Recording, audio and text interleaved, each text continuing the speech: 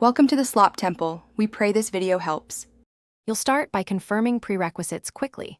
Make sure you and the contact use iMessage-capable devices and that iMessage is enabled under Settings Messages.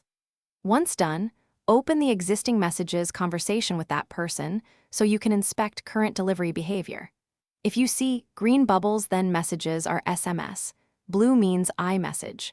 Now tap the contact name at the top to access contact details and communication options. This opens the controls you'll use next. Next, edit the contact to ensure their Apple ID or iPhone number is listed correctly for iMessage. Inaccurate addresses send SMS instead. Tap Edit on the contact card, add or correct their Apple ID email or phone, and save. Then in Messages, tap the Info button and choose the specific send and receive address you prefer. Select the blue iMessage option.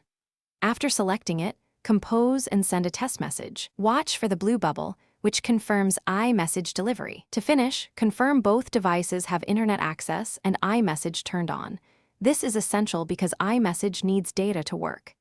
If messages remain green, sign out of Messages via Settings Messages Send and Receive, then sign back in and restart the device.